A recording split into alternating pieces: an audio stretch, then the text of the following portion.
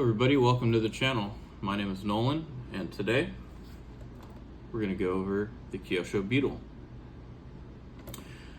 So right off the bat, this is a re-release, part of the Legendary series from Kyosho, and honestly that box art is just stunning. Looking at that, how could you not want to buy it? But yeah, obviously I did not go the box art route. I kind of wanted to go a little bit more old school retro and kind of do a color that really brought out the awesome decals and really just the body lines of the buggy. So if you want an in-depth look or an in-depth review at these, David over at Kyosho RC, he does a fantastic job of going over all of the Legendary series. He has some mini series where he goes over just the two-wheel drive buggies. He goes over the four-wheel drive buggies, and then he has a whole complete series. So if you are on the fence and want to buy one, maybe don't watch that video because it will push you over, and it will more than likely make you want to own every single one. So definitely check him out. But as far as my build goes, I wanted to kind of pay homage to what it was back in the day, and there's some slight upgrades or updates that I did kind of just to make it a little bit more enjoyable, but for the most part this is a pretty stock box kit. So everything is aluminum. I would say 90, maybe 93% of this entire kit is aluminum and metal, so it's fairly on the heavy side. But as far as paint, I did a flake, which was my beginning base coat. I followed that up with a camel yellow, and I did a really light coat. If you want to call this a three-stage paint job, I did a really light coat of that over the flake. I was pretty heavy on the flake. I wanted to hopefully, get that to pop in the sun. Again, did that really light coat of camel yellow. Then I backed that with gold. And then my final backing was black.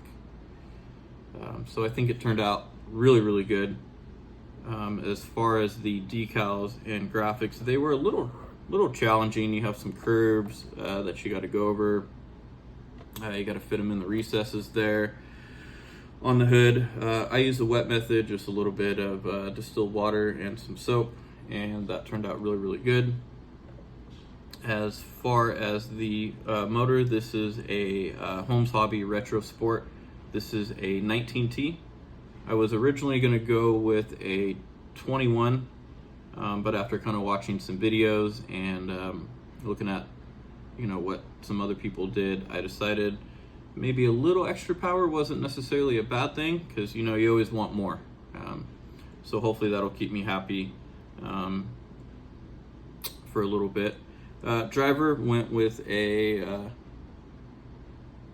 metallic blue. Then I kind of wanted to stay a little bit more old school, so he's got leather gloves, leather seat. Actually turned out really good. I'm not the biggest fan of doing drivers or their faces, so he definitely has the helmet on and the mask ready to go. But all in all, I think he turned out really good. So now I guess we can take a look on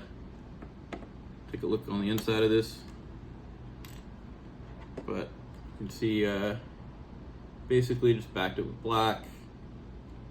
Hopefully you can see that driver. I'll throw some pictures up. But yeah, really happy with that. Just a little trick.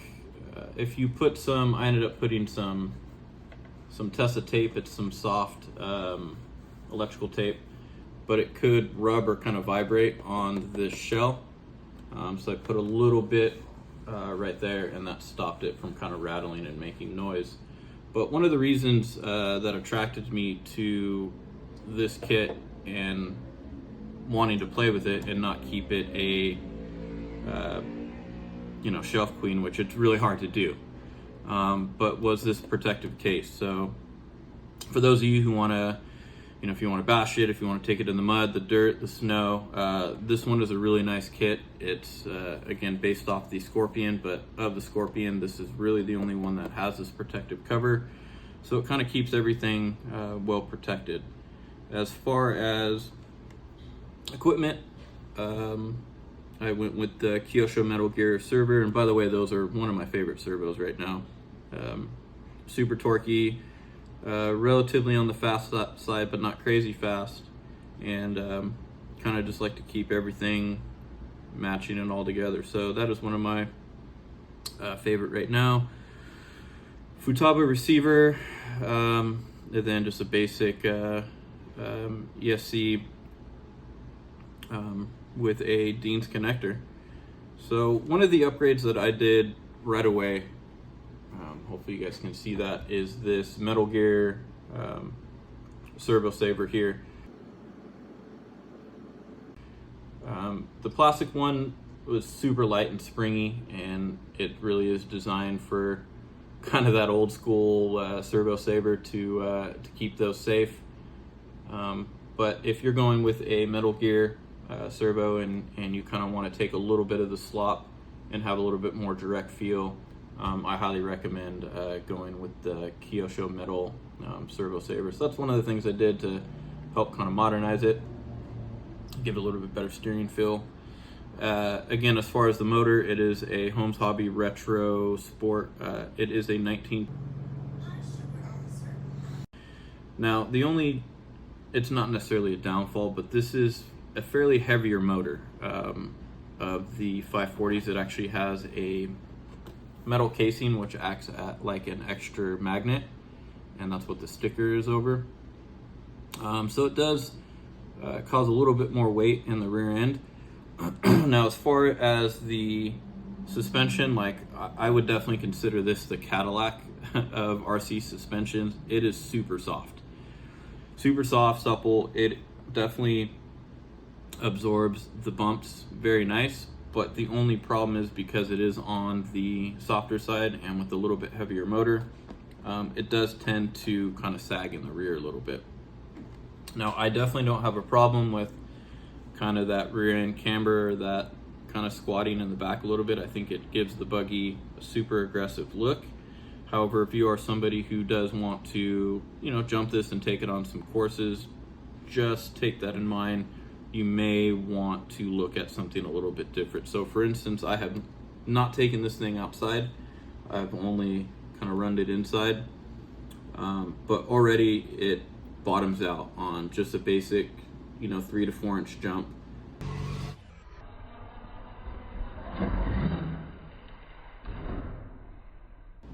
Where it is slowly starting to kind of grind and clearance itself from the tile floor that I have. So I'll be doing another video of kind of some upgrades around the suspension to kind of make that a little bit better without kind of ruining it too much and making it too bouncy. I may experiment with possibly trying to swap the rear springs with the front springs.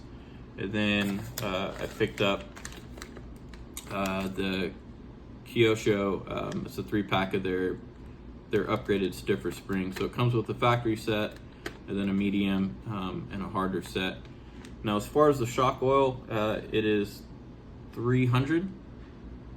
So I may go up a little bit on the shock oil. I might experiment with like a 350 or a 400.